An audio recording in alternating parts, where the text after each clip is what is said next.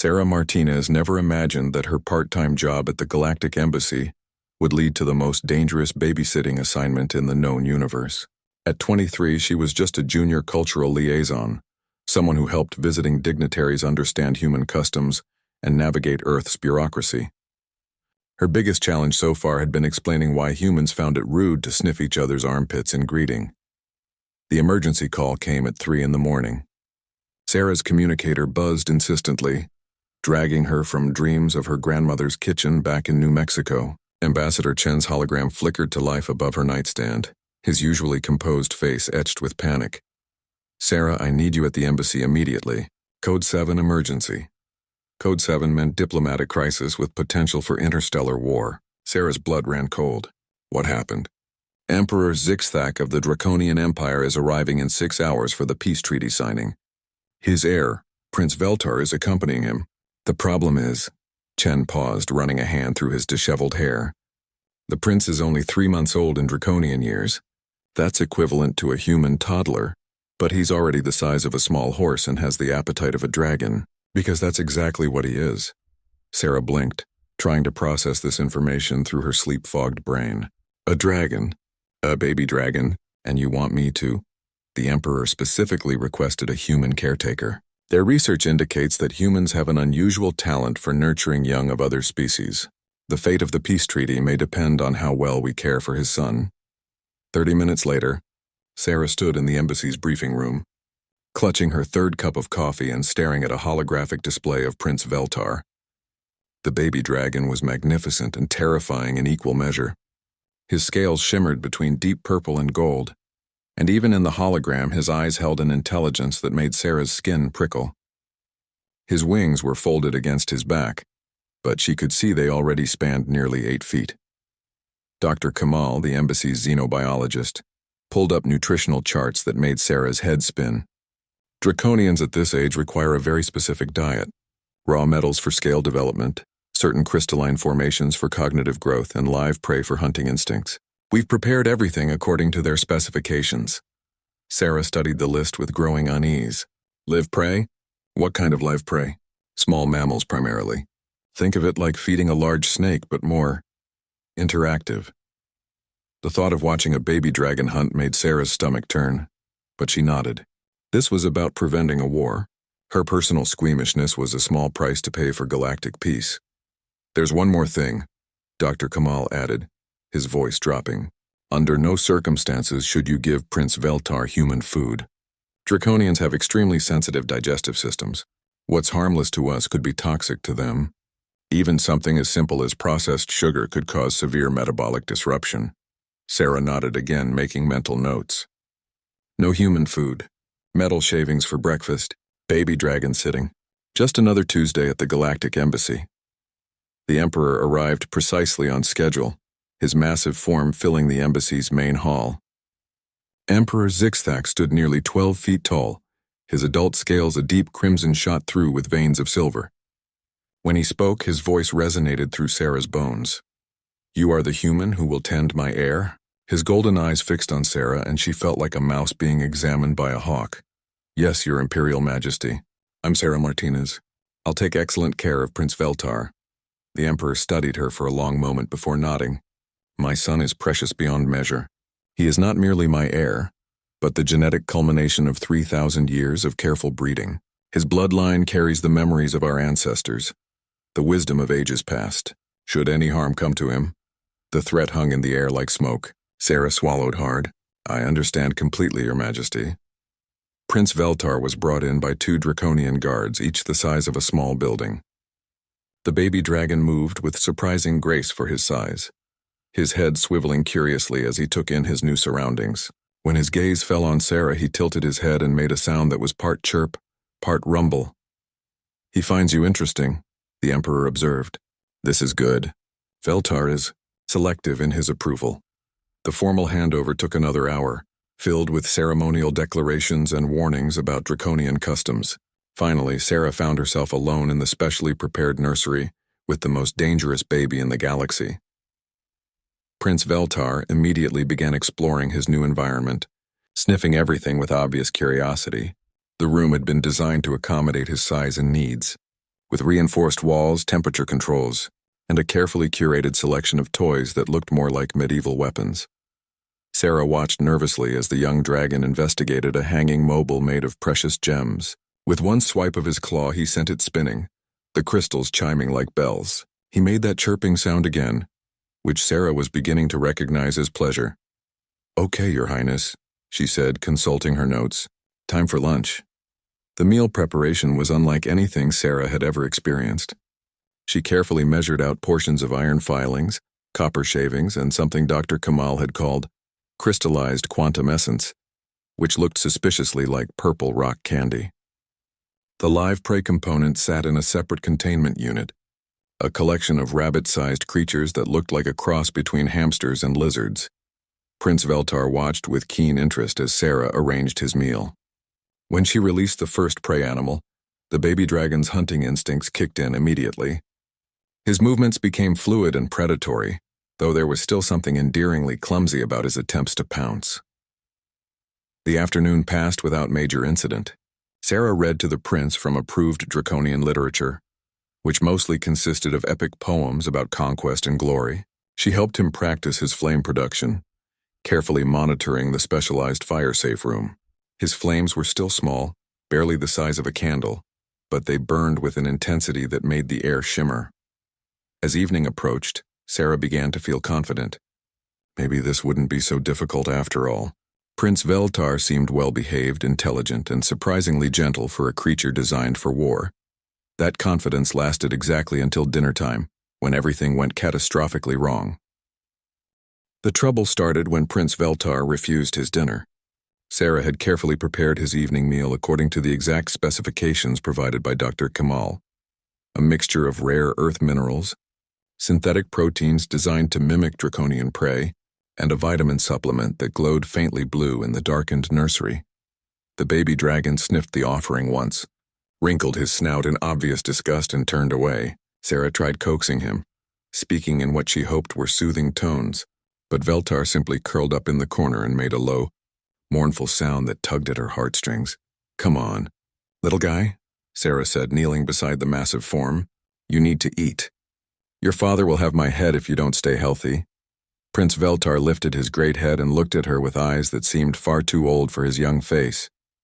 There was something almost human in his expression, a loneliness that Sarah recognized. She'd seen it in her nephew when he'd been separated from his parents during their messy divorce. Sarah's stomach chose that moment to growl loudly. She'd been so focused on caring for the prince that she'd forgotten to eat lunch. The baby dragon's head tilted at the sound, his nostrils flaring as he caught the scent of her hunger. "Yeah, I know how you feel," Sarah said with a rueful laugh. "I'm pretty hungry too. But my food probably wouldn't agree with you." She pulled out her emergency ration bar, a standard embassy-issue meal replacement that tasted vaguely like cardboard and disappointment. As she unwrapped it, Prince Veltar's attention became laser-focused, his entire body oriented toward the small brown rectangle in her hands. Sarah hesitated. Dr. Kamal's warnings echoed in her mind. No human food under any circumstances. But the baby dragon looked so interested, so hopeful. What harm could a tiny taste do? "I really shouldn't," she murmured. But Veltar had already moved closer, his massive head now level with hers. He made a soft questioning sound, and Sarah felt her resolve crumbling. She broke off a small piece no bigger than a pea. "Just a tiny bit. To see if you like it." Prince Veltar accepted the morsel with surprising gentleness, his tongue carefully taking the food from her palm. For a moment, nothing happened. Then his eyes widened, and he made a sound Sarah had never heard before. A deep, thrumming purr that seemed to vibrate through the floor. Before she could stop him, the baby dragon had gulped down the rest of her ration bar, wrapper and all. He looked at her expectantly, clearly wanting more. "Oh no," Sarah whispered, the full implications of what she'd done hitting her like a meteor. "Oh no. But Prince Veltar seemed fine. Better than fine, actually. His scales were brighter, his movements more energetic. He nuzzled against Sarah's shoulder, still making that contented purring sound. For the first time since his arrival, he seemed genuinely happy. Sarah tried to convince herself that everything would be okay. The ration bar was just processed proteins and vitamins, basically the same nutrients that were in his regular food. How different could it really be? She got her answer an hour later. The transformation was subtle at first. Prince Veltar's scales began to shimmer more intensely, shifting through colors that weren't quite right. His eyes developed an inner light that pulsed in rhythm with his heartbeat. When he breathed, small sparks danced around his nostrils. "This is fine," Sarah told herself, watching the baby dragon pace restlessly around the room. "This is probably normal. Maybe draconian babies glow when they're happy." Then Prince Veltar opened his mouth and spoke. Not the chirps and rumbles she'd grown accustomed to, but actual words in perfect, unaccented English. "Sarah, I feel very strange. Something is happening to me." Sarah dropped the datapad she'd been pretending to read. In all the briefings, no one had mentioned that 3-month-old draconians could speak. According to the files, language development didn't begin until they were at least 2 years old. "Veltar, you can talk?" The baby dragon nodded, then paused as if surprised by his own ability to understand the question. "Yes, I can think more clearly now. The fog in my mind has lifted. That food you gave me, what was it?" "A ration bar. Just proteins and vitamins." Sarah's voice came out as a squeak. "You're not supposed to be able to talk yet. I feel different, stronger, more aware." Prince Veltar's eyes were now glowing like miniature suns. "The memories of my ancestors are clearer too. I can hear their voices, their wisdom. This should not be possible for one so young." As if to demonstrate this newfound awareness, the baby dragon began to grow. Not dramatically, but Sarah could see his proportions shifting, his limbs lengthening. The process was smooth and organic, like watching a time-lapse video of a plant growing. "Sarah," Prince Veltar said, his voice deepening as he grew, "I believe you have accidentally accelerated my development. The substance you gave me has triggered dormant genetic sequences." Sarah's hands shook as she reached for her communicator. She needed to call Dr. Kamal, Ambassador Chen, someone who might know how to fix this. But before she could activate it, alarms began blaring throughout the embassy. The emergency lights bathed the nursery in pulsing red as the automated announcement system crackled to life. "Code Red. Unauthorized genetic modification detected. All personnel report to emergency stations immediately." "They know," Sarah whispered. "Oh God, they know." Prince Veltar had grown another foot in the past few minutes. His wings now spanned the width of the room, and when he spoke, his voice carried harmonics that made the reinforced walls vibrate. "Do not fear, Sarah. I do not believe this development is harmful. Indeed, I feel more myself than I have ever felt before. The question is, why do your people seem so alarmed?" The communicator in Sarah's hand buzzed with an incoming call. Dr. Kamal's panicked voice filled the room. "Sarah, we're detecting massive biochemical changes in the prince's quarters." "What's happening in there?" Sarah looked at Prince Veltar, who had now reached nearly adult proportions despite being only 3 months old.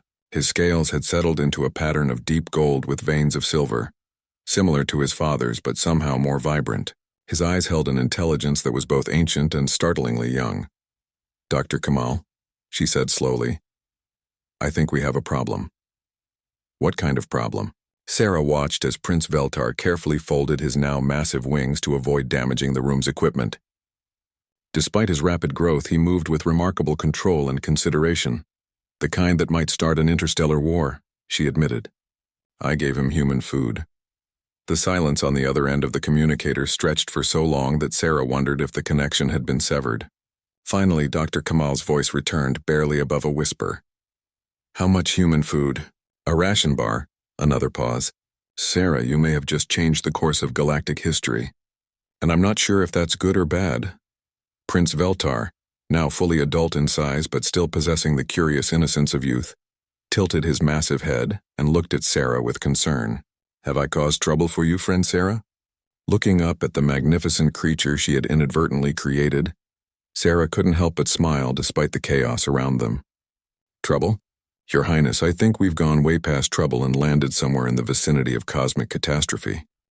The embassy's main hall had been transformed into a war zone of diplomatic panic. Ambassador Chen paced frantically while Dr. Kamal hunched over a portable scanner, its readings making him progressively paler. Emergency protocols had been activated, sealing off the building from outside interference. But Sarah suspected that wouldn't matter much when Emperor Zixthak discovered what had happened to his heir. The massive double doors that led to the treaty-signing chamber suddenly exploded inward, their reinforced steel buckling like paper. Emperor Zixthak stood in the doorway, his crimson scales darkened to nearly black with rage. His eyes blazed with fury that made the emergency lighting seem dim by comparison. "Where is my son?" The Emperor's roar shook the entire building, sending smaller objects tumbling from shelves and causing several embassy staff members to flee in terror. Ambassador Chen stepped forward, his diplomatic training the only thing keeping him upright in the face of the Emperor's wrath. "Your Majesty, please allow me to explain." "Explain?" "There are energy readings coming from this building that register as a mature draconian. My 3-month-old son was supposed to be sleeping peacefully under human care, and instead my sensors detect an adult of our species."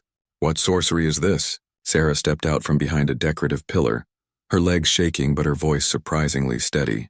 "Your Majesty, it was my fault. I take full responsibility." Emperor Zixthak's gaze fell upon her like a physical weight. "The caretaker. What have you done to my heir?" Before Sarah could answer, another voice filled the hall, deeper than before, but carrying the same curious intelligence she'd grown fond of. "Father, I am here." Prince Veltar emerged from the corridor leading to the nursery, having to duck significantly to avoid hitting his head on the ceiling. He had continued growing throughout the crisis and now stood nearly as tall as his father, though his frame was still somewhat lean with youth. The silence that followed was deafening. Emperor Zixthak stared at his transformed son, his expression cycling through disbelief, confusion, and something that might have been wonder. "Veltar, my son, what has become of you?" "I have grown, father. Not merely in body but in mind and spirit." Prince Veltar moved with fluid grace despite his new size, approaching his father with obvious affection. "The human caretaker, Sarah, gave me sustenance that awakened abilities I did not know I possessed. I can think with clarity beyond my years, access memories of our ancestors, and feel connections to our heritage that were previously dormant." Emperor Zixthak's attention snapped back to Sarah, but his rage seemed tempered now with caution. "What did you feed my son, human?" "A ration bar," Sarah said, her voice barely above a whisper. "I didn't think it would hurt him. He seemed so sad and lonely, and he wouldn't eat his proper food." Dr. Kamal cleared his throat nervously. "Your Majesty, we've been analyzing the biochemical changes.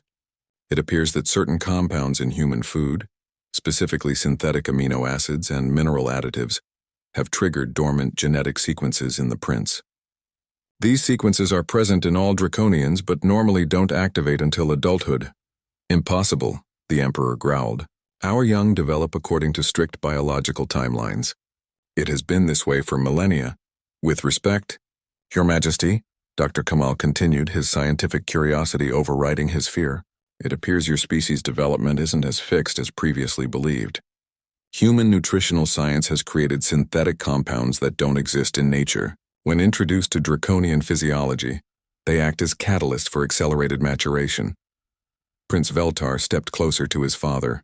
"I am still your son, father, but I am also more than I was this morning. I can feel the wisdom of great-grandfather Thexmol, the battle knowledge of ancestor Kylneth, the diplomatic insights of First Mother Zexira. It is as if generations of our bloodline have awakened within me." Emperor Zixthak studied his son for a long moment, then did something no one in the room expected. He began to laugh. It was a sound like controlled thunder, rolling through the hall and making the walls vibrate. "By the ancient flames," he said, wonder creeping into his voice. "You carry yourself like a true heir of the throne. The confidence in your bearing, the wisdom in your words. These things cannot be faked or forced. If this transformation is genuine, it is, father. I swear by the sacred fire that burns in my heart." The Emperor turned back to Sarah, and she braced herself for renewed fury. Instead, his expression had shifted to something resembling curiosity mixed with respect. "Human caretaker, do you understand what you have accomplished? You have done in one day what nature requires 20 years to achieve. You have awakened the full potential of a draconian heir through nothing more than, what did you call it, a ration bar?" "I really didn't mean to," Sarah said quickly. "I was just trying to help him feel better." "Father," Prince Veltar interjected, "Sarah showed me kindness when I was lonely and fearful. She shared her food because she saw my distress, not because she sought to change me. Her actions were driven by compassion, not ambition." Emperor Zixthak nodded slowly. And therein may lie the key to understanding this miracle. Our ancient texts speak of catalysts that come not from power or knowledge, but from pure intention. The flame of caring, it was called. Perhaps your species possesses this quality in abundance. Ambassador Chen seized the opportunity to step forward. Your Majesty, if I may suggest that this development could actually strengthen our alliance rather than threaten it. Prince Veltar has achieved accelerated development through exposure to human care and nutrition. This could represent a new form of partnership between our species. The Emperor considered this. You propose that humans could help our young reach their full potential more quickly? With proper research and safeguards, Dr. Kamal added eagerly. We could study the exact mechanisms involved, develop controlled protocols. Imagine the benefits. Draconian heirs could be fully prepared for leadership responsibilities in a fraction of the normal time. Prince Veltar made a thoughtful sound. There is more, Father. I find myself fond of human companionship. Sarah's presence brings me a peace I have never known. It is as if our species are compatible in ways we never suspected. This statement caused another stir among the assembled diplomats. Interspecies compatibility was the holy grail of galactic relations, the possibility that different species could not only coexist, but actually benefit from close contact. Emperor Zixthak fixed Sarah with an intense stare. Human caretaker, my son has been transformed in ways that should be impossible. Logic demands that I be furious with you for tampering with the heir to the Draconian throne. Yet I cannot ignore the evidence before my eyes. Veltar is not diminished by these changes, he is enhanced. Sarah found her voice. Your Majesty, I know I broke the rules and I'm prepared to accept the consequences. But I want you to know that I was only trying to take care of him. He seemed so unhappy and I just wanted to help. The consequences, the Emperor said slowly, may be far different than you imagine. Tell me, human, would you be willing to continue as my son's companion and advisor? It appears you have inadvertently discovered something that could revolutionize both our species. Sarah looked at Prince Veltar, who gazed back at her with hopeful eyes that still held traces of the lonely baby dragon she'd tried to comfort. Despite his massive size and newfound maturity, there was something fundamentally unchanged about his character. He was still kind, still curious, still the gentle soul who had touched her heart. I would be honored. Your Majesty, she said, though I think we should probably figure out exactly what happened before anyone else tries eating human food. Emperor Zixthak's laugh rumbled through the hall again. Wise words, young human. Perhaps my son chose his first friend more wisely than any of us realized. 3 days after what embassy staff had begun calling the ration bar incident, Sarah found herself in the most surreal situation of her life. She sat in a hastily converted conference room that now served as a joint research facility, watching Prince Veltar demonstrate his enhanced abilities, while scientists from 3 different species frantically took notes. The prince had stabilized at roughly 90% of adult size, but his mental development had far exceeded anything previously recorded in Draconian history. He could now speak fluently in 12 languages, access genetic memories spanning millennia, and display tactical knowledge that impressed even the Emperor's most experienced generals. Show them the flame control again, Dr. Kemal encouraged. Adjusting his recording equipment, Prince Veltar nodded and took a careful breath. Instead of the chaotic fire typical of young dragons, he produced a precise stream of flame that he could shape with surgical precision. He formed letters in the air, crafted delicate flame sculptures, and even managed to create different colors by adjusting the chemical composition of his breath. Dr. Yethka, a visiting Draconian scientist, made excited clicking sounds. Impossible precision for one his age. Even adult dragons required decades to achieve such control. His neural pathways have been fundamentally rewired. The question, said Dr. Martinez, a human biochemist who had been rushed in from the Luna research station, is whether this effect can be replicated safely. We've identified the key compounds, but we need to understand why they triggered such specific genetic activation. Sarah shifted uncomfortably in her chair. Being at the center of an interstellar scientific discovery was overwhelming. Have you figured out if there are any side effects? Dr. Kamal consulted his tablet. Physiologically, the prince appears to be in perfect health. Better than perfect, actually. His cellular regeneration rates are enhanced, his immune system is remarkably robust, and his cognitive function is off the charts. But, Sarah prompted, recognizing the hesitation in his voice, But we don't know what other changes might be occurring at a deeper level. Draconian development is tied to complex psychological and cultural factors. By accelerating his physical and mental maturation, we may have inadvertently affected aspects of his personality or social integration that we can't easily measure. Prince Veltar looked up from the holographic star charts he'd been studying. If I may address your concerns directly, Dr. Kamal, I believe I am still fundamentally myself. My core personality remains unchanged. I am simply operating with enhanced capabilities. That's exactly what worries me, Dr. Martinez muttered. Personality integration during rapid development could create psychological stress patterns we've never seen before. Before anyone could respond, alarms began blaring again. But these weren't the embassy's emergency signals. They were coming from space traffic control. Ambassador. Chen's voice crackled over the intercom. All senior staff to the communications center immediately. We have incoming ships, a lot of them. Sarah, Prince Veltar, and the assembled scientists hurried to the embassy's main viewing deck. Through the massive windows, they could see space above Earth dotted with ships that definitely weren't human or draconian in design. Zephyrian battle fleet. Emperor Zixthak growled, his scales darkening with anger. 36 vessels moving into orbital positions. Admiral Torres from Earth Space Defense materialized via hologram, her face grim. The Zephyrians are demanding to inspect Prince Veltar. They claim the energy signatures they've detected represent a potential threat to galactic stability. Energy signatures? Sarah asked, confused. Dr. Yethka's crest flattened against her skull in obvious distress. Oh no. The accelerated development may have enhanced the prince's natural psionic radiation. Young draconians typically emit very low levels, but if his abilities have been amplified... The Zephyrians are psionic sensitives, Prince Veltar said quietly, his enhanced knowledge filling in the gaps. They would perceive my transformation as a potential weapon. To them I might appear to be a new type of draconian super soldier. Emperor Zixthak's eyes blazed. They dare suggest my son is a weapon? This is an insult beyond tolerance, Your Majesty, Ambassador Chen said carefully. With respect from their perspective, a 3-month-old draconian with adult capabilities and enhanced psionic output might indeed appear threatening. We need to find a way to demonstrate peaceful intentions. The lead Zephyrian ship broadcast a message on all frequencies.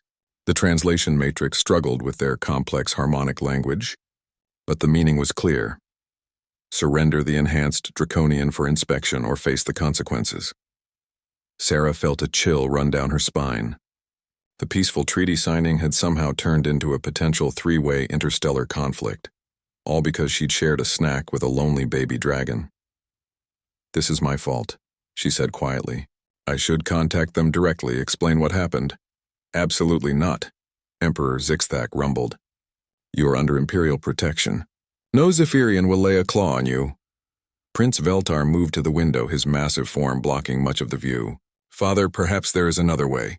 My enhanced abilities include improved psionic control. I may be able to communicate directly with the Zephyrians, show them my true nature rather than simply tell them. Too dangerous, Dr. Kamal protested. We don't understand the full extent of your new capabilities. Attempting psionic contact with an unknown species could trigger feedback that might damage your mind. Or, Prince Veltar said calmly, it could be exactly what's needed to prevent a war. Sarah risked everything to help me when I was distressed. Perhaps it's time I returned that courage. Before anyone could stop him, the prince closed his eyes and extended his consciousness outward. The air around him began to shimmer with barely visible energy, and Sarah felt a strange tingling sensation as his enhanced psionic field expanded. The effect on the Zephyrian fleet was immediate. Their aggressive positioning shifted, ships spreading out into a more defensive formation. The harmonic broadcast stopped, replaced by what sounded like musical confusion. What's he doing? Sarah whispered. He's showing them his memories, Dr. Yethka breathed in amazement. The loneliness, your kindness, the accidental transformation. He's projecting the entire experience directly into their minds. The Zephyrian flagship began broadcasting again, but this time the tone was completely different. The translation came through as a series of melodic questions, clearly seeking more information rather than making demands. Prince Veltar opened his eyes, swaying slightly from the effort. They understand now. They can feel the truth of what happened. The enhancement came from compassion, not aggression. They're curious about the implications. Curious how? Ambassador Chen asked warily. They want to meet Sarah, Prince Veltar said with what might have been amusement. It seems they've never encountered a species capable of accidentally triggering beneficial evolution through simple kindness. They're fascinated by the concept of nurturing transformation. Sarah felt the blood drain from her face. They want to meet me? The ones with the battle fleet? Fear not, Sarah, Prince Veltar said gently. I have shared enough of my memories that they understand you meant no harm. Indeed, they're beginning to see you as something of a miracle worker. A being who can unlock hidden potential through pure intention. Emperor Zixthak looked thoughtful. This could change everything. If the Zephyrians recognize the value of what occurred here, they might be interested in studying the phenomenon rather than opposing it. Dr. Martinez was frantically taking notes. This is unprecedented. We're looking at the possibility of establishing a new field of study, evolutionary catalysis through interspecies care. The implications for galactic cooperation could be massive. As if to emphasize this point, a new transmission came from the Zephyrian fleet. This time the translation was crystal clear. We request formal diplomatic contact. The human designated as Sarah Martinez has achieved something we thought impossible. We wish to learn from this miracle. Sarah looked around at the assembled diplomats, scientists, and dragons, all staring at her with expressions ranging from amazement to barely concealed panic. I just shared a snack, she said weakly. How did that turn into a miracle? Prince Veltar nuzzled her shoulder gently with his massive head. Sometimes, friend Sarah, the smallest acts of kindness create the largest changes in the universe. 3 days after what embassy staff had begun calling the ration bar incident, Sarah found herself in the most surreal situation of her life. She sat in a hastily converted conference room that now served as a joint research facility, watching Prince Veltar demonstrate his enhanced abilities, while scientists from 3 different species frantically took notes. The prince had stabilized at roughly 90% of adult size, but his mental development had far exceeded anything previously recorded in Draconian history. He could now speak fluently in 12 languages, access genetic memories spanning millennia, and display tactical knowledge that impressed even the Emperor's most experienced generals. Show them the flame control again, Dr. Kemal encouraged. Adjusting his recording equipment, Prince Veltar nodded and took a careful breath. Instead of the chaotic fire typical of young dragons, he produced a precise stream of flame that he could shape with surgical precision. He formed letters in the air, crafted delicate flame sculptures, and even managed to create different colors by adjusting the chemical composition of his breath. Dr. Yethka, a visiting Draconian scientist, made excited clicking sounds.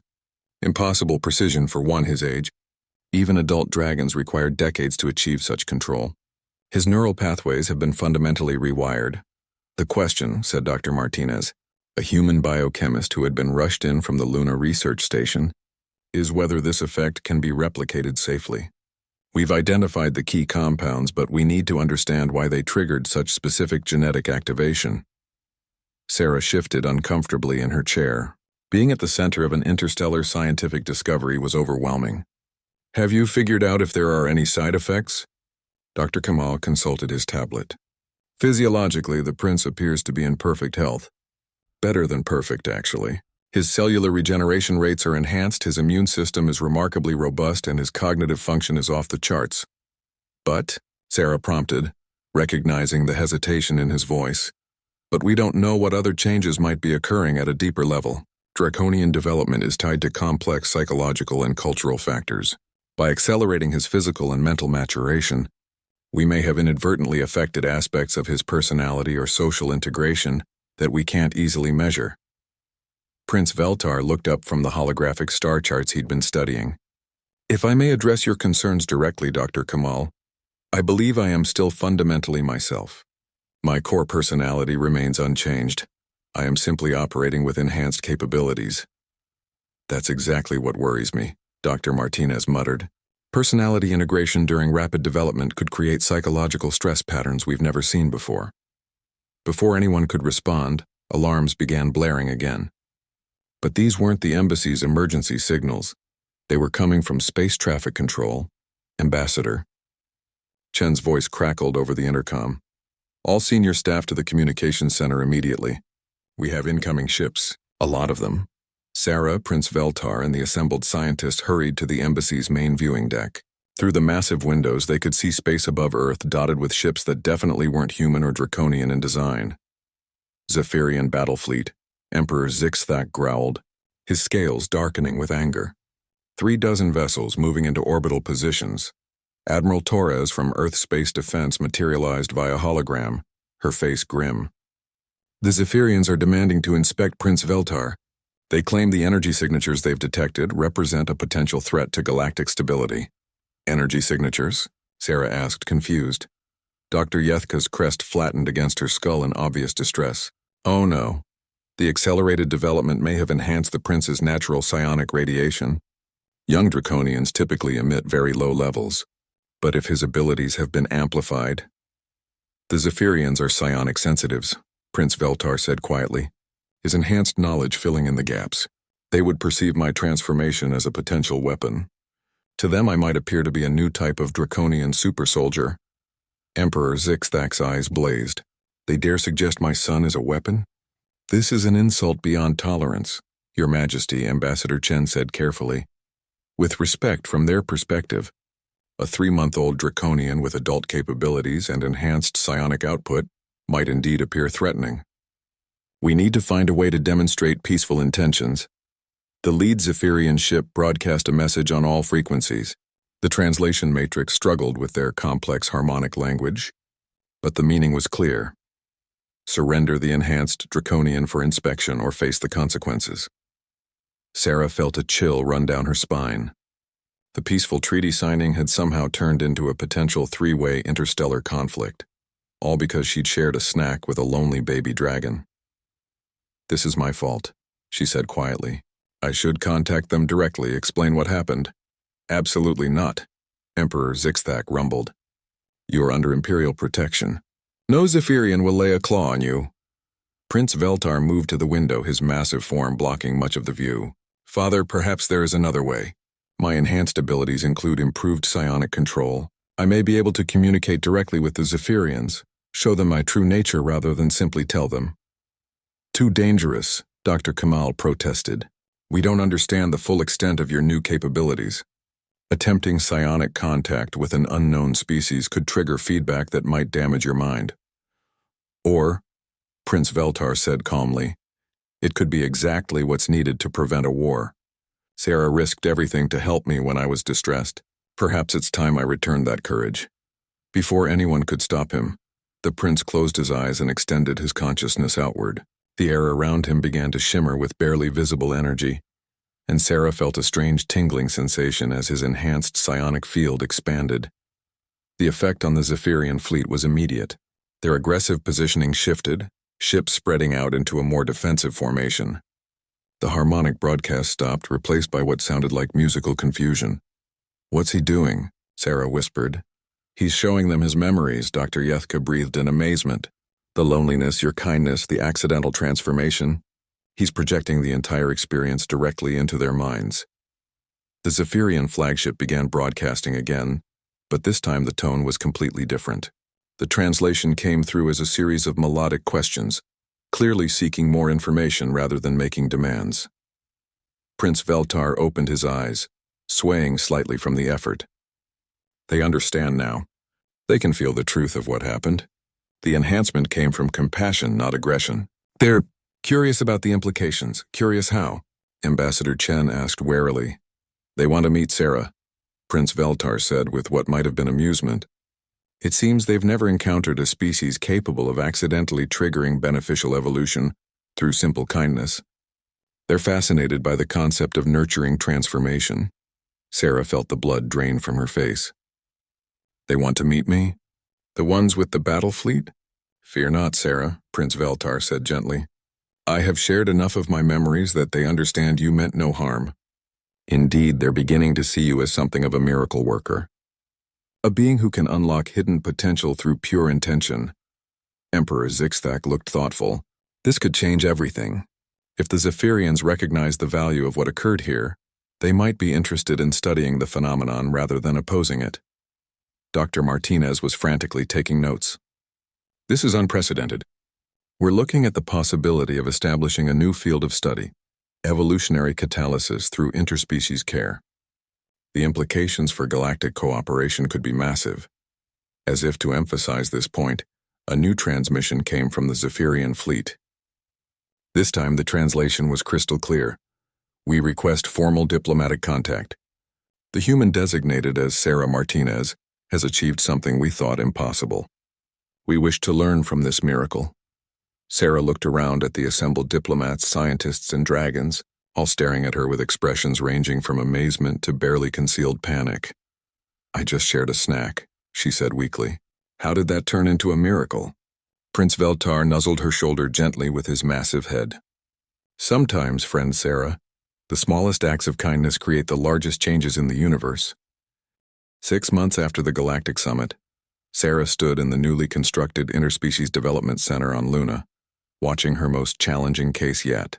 Zixara was a young crystalline being whose natural development had been stunted by a rare genetic condition. At 50 standard years old, still an adolescent by her species standards, she should have been able to form complex harmonic patterns with her crystal matrix. Instead, she could barely manage simple tones.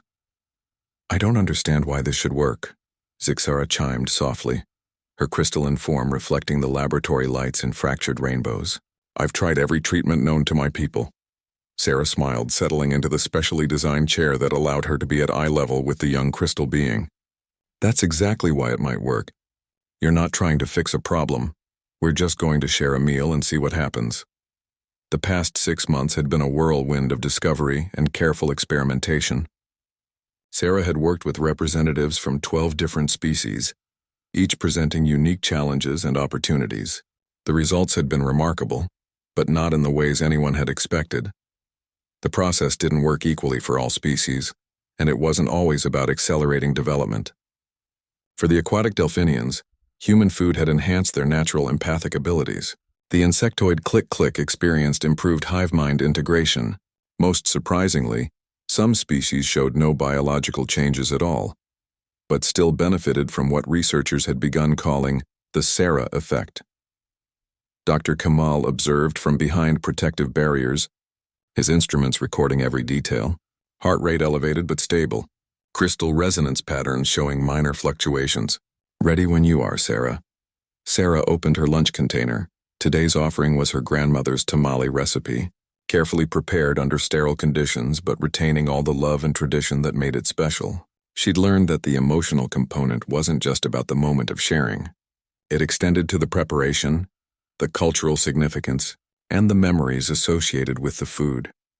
This is something my grandmother taught me to make when I was about your age, Sarah said. Carefully breaking off a piece of the corn masa, she always said that food made with love tastes different, carries something extra. Zixara's harmonic output shifted slightly, becoming more complex.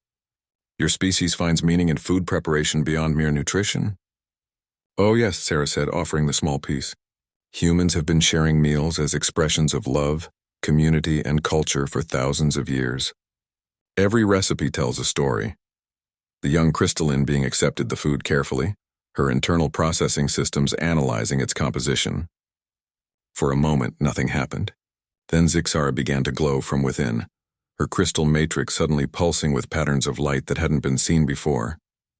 Fascinating, she chimed, her voice now carrying harmonics that resonated through the entire laboratory. I can feel connections, not just to my own crystal consciousness, but to the history embedded in this food. Your grandmother's memories, your memories of learning, the joy and tradition flowing through generations. Sarah felt the familiar tingle that accompanied successful transformations, not always physical changes, but moments when barriers dissolved and new potentials emerged. How do you feel? Instead of answering directly, Zixara began to sing. The harmonic patterns flowing from her crystal matrix were unlike anything her species had produced before. Complex, multi-layered melodies that seemed to tell stories of starlight, ancient earth kitchens, and the connections that bind all conscious beings together. Dr. Yenthka, the Zephyrian researcher who had become Sarah's primary collaborator, materialized beside them in a swirl of harmonic energy. Remarkable. She's not just accessing her own genetic potential, she's incorporating experiential memory from the food itself. The implications were staggering. If conscious beings could share not just nutrients but actual memories and experiences through food prepared with emotional intent, the possibilities for building understanding between species were limitless. Sarah, Zixara chimed excitedly, I can feel your grandmother's love for you embedded in this recipe. And through that I can sense the connection patterns that make human families work. This could revolutionize how we understand interspecies bonding. Before Sarah could respond, alarms began sounding, but these were celebration alarms, not warnings. The laboratory's communication system crackled to life with messages from across the galaxy. Successful transformation confirmed on Luna Station, came the voice of Admiral Torres from Earth Command. The Andromedans have formally requested inclusion in the program. They're offering to share their regenerative technologies in exchange for participation in the nurturing transformation protocols. More messages followed in rapid succession. The militaristic Tharkons wanted to explore whether the process could help their warriors develop better emotional regulation. The ancient, long-lived Eternals were curious about whether human caregiving could help their extremely slow-developing young adapt to an increasingly fast-paced galaxy. Emperor Zixthak's voice boomed over the communications array. Sarah Martinez, you should know that Prince Veltar has been formally appointed as the first interspecies development ambassador. He will be establishing transformation centers on 12 worlds, all following the protocols you've developed. Sarah felt overwhelmed by the rapid expansion of what had started as a simple babysitting assignment. This is getting so big. I'm not sure I'm qualified to be advising galactic policy. Prince Veltar's familiar presence filled the laboratory as his holographic projection activated. Even in projection, his enhanced psionic field was noticeable. Sarah, you are exactly qualified because you don't think in terms of policy or strategy. You think in terms of caring for individuals. That's precisely what this work requires. Zixara's harmonic patterns shifted to what Sarah was learning to recognize as concern. But what about those who might misuse this knowledge? The power to influence consciousness through shared experience could be dangerous in the wrong hands. Dr. Yenthka pulsed with colors that indicated deep thought. Our research continues to suggest that malicious intent creates biological rejection responses. The process seems inherently self-limiting. It only works when the caregiver genuinely wants what's best for the recipient. But we can't rely on that, Sarah said firmly. We need active safeguards, not just passive protection. She turned to address the various communication channels. I want to establish a new protocol. Any transformation center must be staffed by beings who have undergone empathy training and psychological evaluation. And we need oversight committees from multiple species to ensure ethical standards. The response was immediate and positive. Species after species voiced agreement with Sarah's proposed safeguards, many offering to contribute resources and expertise to ensure the program's integrity. Emperor Zixthak's laughter rumbled through the communication system. Once again, the human caretaker demonstrates wisdom beyond her years. Very well, Sarah Martinez. You shall have your safeguards and more besides. The Council has voted to establish you as the first director of galactic nurturing protocols. Sarah sat down heavily in her chair, the weight of galactic responsibility settling on her shoulders. Director? I don't know anything about directing. I just know how to take care of people. Prince Veltar's projection flickered with what might have been amusement. Friend Sarah, that is exactly what directing should be. Taking care of people. You've taught us that the most powerful transformations come not from advanced technology or superior knowledge, but from simple care given freely. Zixara's crystalline form brightened as she processed this concept. Your species has a gift that we're only beginning to understand. The ability to see potential in others and nurture it into reality. Perhaps that's humanity's true contribution to the galaxy. Not just intelligence or creativity, but the wisdom of genuine care. As Sarah looked around at the assembled beings, some physical, some projected, representing dozens of species across known space, she realized that her grandmother had been right. Food made with love did taste different, and apparently it could change the universe. All right, she said, standing up with new determination. If I'm going to be a director, we're going to do this right. Every being who wants to reach their potential should have that opportunity, regardless of species, age, or circumstance. We're not just sharing food, we're sharing hope. The harmonic agreement that filled the laboratory came from across the galaxy, a symphony of different species united by a simple human truth. Sometimes the most powerful magic is just caring about someone else's well-being. 1 year after the first ration bar incident, Sarah stood on the observation deck of the flagship vessel Grandmother's Kitchen, named at Prince Veltar's insistence after the source of the tamale recipe that had helped Zixara unlock her potential. The ship was the first of its kind, a mobile transformation center capable of traveling between star systems to bring nurturing protocols to species who couldn't travel to established centers. Through the massive viewport, she could see the planet Kethmoran below, home to the reclusive shaded dwellers whose young had been suffering from a mysterious developmental disorder for generations. Today would mark the program's most ambitious challenge yet, attempting to help an entire species overcome what appeared to be evolutionary stagnation. Nervous? Prince Veltar asked, approaching from the ship's central corridor. He had continued to grow over the past year, not just physically but in wisdom and responsibility. As the first interspecies development ambassador, he had personally overseen the establishment of transformation centers on 37 worlds. Always, Sarah admitted, checking her equipment one more time. But it's different now. This isn't just about one lonely baby dragon anymore. We're trying to help preserve an entire species' future. The shaded dwellers were facing extinction not from war or disease but from their own biology. Their young had stopped developing beyond early childhood for the past 3 generations. Scientists from across the galaxy had studied the problem, but no one had been able to identify a cause, let alone a solution. Dr. Kamal's voice crackled over the intercom.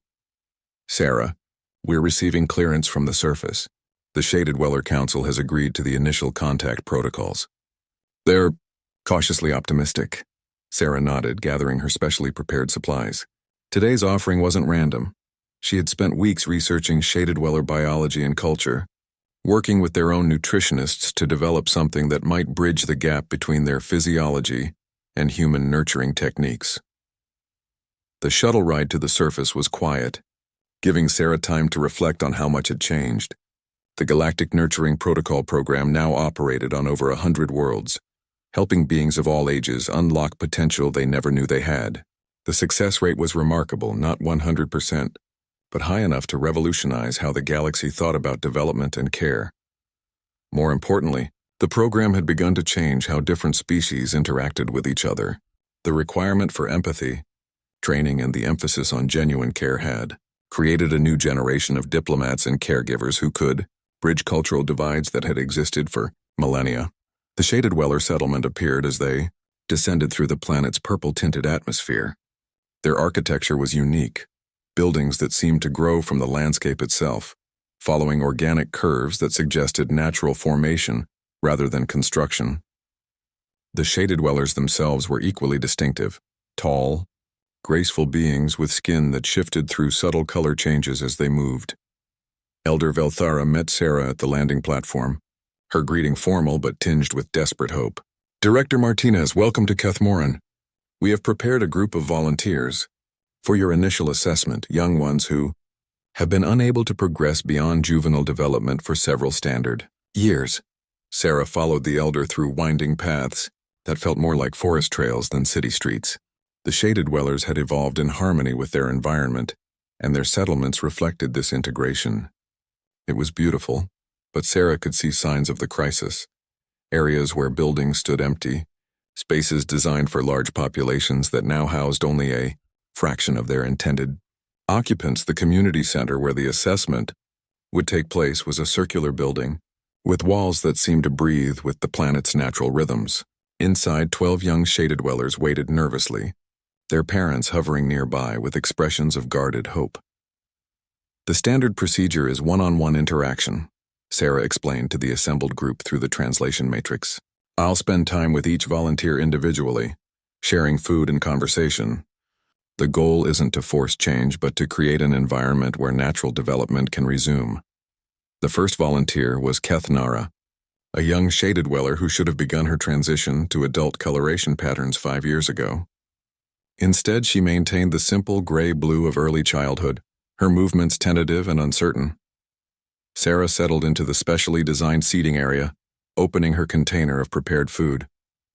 Working with Shaded Dweller nutritionists, she had created something unprecedented: human comfort food adapted for alien biology, infused with both the emotional significance of her grandmother's recipes and the specific nutrients needed for Shaded Dweller development. This is based on something called chicken soup, Sarah explained, offering a small portion to Kethnara. In human culture, it's what we give to people when they're sick or sad, when they need healing and comfort. I've worked with your people to adapt it so it's safe for you to eat. But the intention remains the same. Kethnara accepted the food carefully, her skin flickering through several color changes as she processed both the taste and the emotional context. It's warm, not just in temperature, but in feeling. I can sense the care that went into its preparation. Sarah watched as Kethnara's coloration began to shift more dramatically than it had in years. The simple gray-blue gave way to more complex patterns, streaks of green and gold that indicated the beginning of adult development. How do you feel? Sarah asked gently. Different, like something that was sleeping inside me is finally waking up. Kethnara's voice carried new harmonics as her vocal cords began the adult transition. I can feel connections to my heritage, to the colors and patterns of my ancestors. It's as if the fog in my mind is clearing. The transformation continued throughout the day as Sarah worked with each volunteer. Not all responded as dramatically as Kethnara, but every single one showed some improvement. By evening, the community center was filled with young Shaded Dwellers displaying color patterns that hadn't been seen in their generation. Elder Velthara approached Sarah as the sessions concluded, her own coloration bright with emotions Sarah was learning to interpret as joy and gratitude. Director Martinez, you have given us something we thought lost forever. Hope for our future. But I must ask, how is this possible? How can sharing food prepared by another species accomplish what our own healers and scientists could not? Sarah considered the question carefully. Over the past year, she had asked herself the same thing countless times.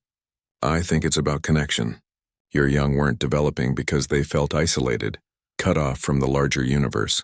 When I share food with them, I'm not just giving them nutrients, I'm showing them that they're part of something bigger, that someone from an entirely different species cares about their well-being.